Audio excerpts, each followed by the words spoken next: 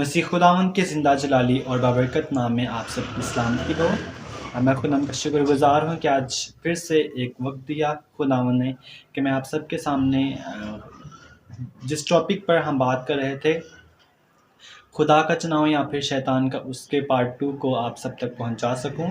تو ہم بات کر رہے تھے کہ آدم اور حوا نے کس طرح خدا کو رد کیا اور خدا کا حکم نہ مانا اور شیطان کی بات مان کر باغ عدن میں سے نکلے۔ انہوں نے اپنا فیصلہ خود لیا، بلکہ خدا نے کہا تھا کہ تم باغ عدن میں سے کوئی بھی پھل کھا سکتے ہو، تم عیش و عشرت کی زندگی گزارنا، لیکن نیکی اور بدی کا پھل نہ کھانا۔ لیکن انہوں نے یہ فیصلہ لیا، شیطان کی باتوں میں آ کر یہ فیصلہ لیا کہ ہم یہ پھل کھائیں گے، اور وہ کیا ہوا ان کے ساتھ؟ وہ تباہ ہو گئے۔ خدا ان کو غصہ آیا اور ان کو نکال دیا گیا۔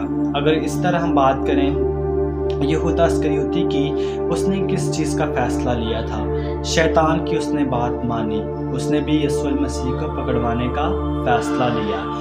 حالانکہ یہودا اسکریوتی یسوع المسیح کا شاگرد تھا، لیکن یسوع کو پتہ تھا کہ ان میں سے ہی کوئی ایک ہے جو مجھے پکڑوائے گا۔ تو سب جو اس کے شاگرد تھے وہ ایک دوسرے کی طرف دیکھنا شروع ہو گئے اور یسوع المسیح سے یہ پوچھنا شروع ہو گئے، کیا استاد وہ ہم؟ کیا وہ میں ہوں؟ کیا وہ میں ہوں؟ لیکن یسوع نے اس وقت اس بات کا جواب نہیں دیا، کیونکہ ہر ایک چیز کا ایک وقت ہے اور جو ہر بات ہے اس نے اپنے وقت پہ مقرر پر ہونا ضروری ہے۔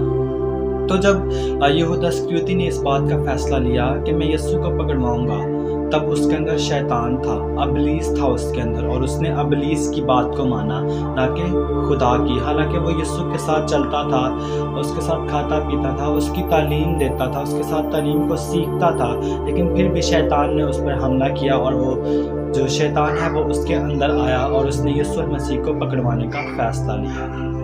تو اس سے صاف ظاہر ہوتا ہے کہ انسان جو ہے وہ فیصلہ خود کرتا ہے، یا تو اس کو اچھائی کو چننا پڑتا ہے یا وہ برائی کو۔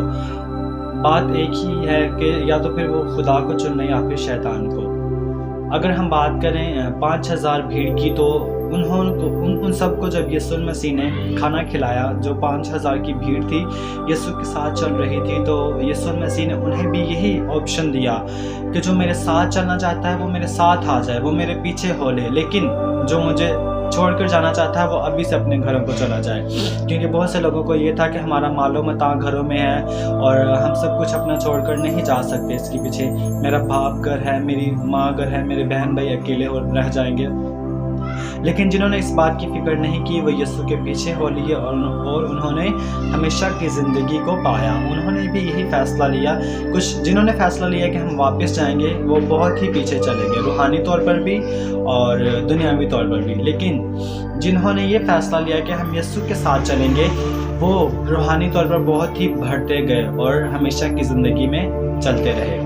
تو اگر اس طرح ہم بات کریں فیصلے کی، اور فیصلے میں اگر ہم بات کریں نوح کی، جو نوح تھا وہ ایک راست باز شخص تھا، اور اس وقت جو نوح کی قوم تھی وہ بہت ہی غلاظت میں زندگی گزار رہی تھی، گناہوں میں زندگی گزار رہی تھی، اور جو نوح تھا وہ صرف ایک راست باز شخص تھا اس لحاظ سے، اس علاقے کے حساب سے، اس دور کے حساب سے۔ تو یسوع مسیح جو خداوند کا پیغام تھا نوح تک پہنچا کہ اے نوح، تو ایک کشتی بنا تاکہ تو اور تیرا گھرانہ بچایا جائے، اور میں ساری دنیا کو، باقی ساری دنیا کو تباہ کر دوں گا۔ تو ایسا ہوا کہ جو نوح ہے اس نے خدا کے پیغام کو لوگوں تک پہنچایا کہ اپنے گناہوں کو ترک کر دو اور توبہ کرو، اور لوگوں نے اس کا مذاق اڑایا۔ لیکن جب نوح نے خدا کی بات کو مانا تو اس نے کشتی کو بنانا شروع کر دیا، اور جب اس نے وہ کشتی بنائی تو اس میں ایک ایک جوڑی جو تھا پاک پرندوں کی، ہر جانور کی جو تھی وہ اس میں آ گئی، اور اگر وہ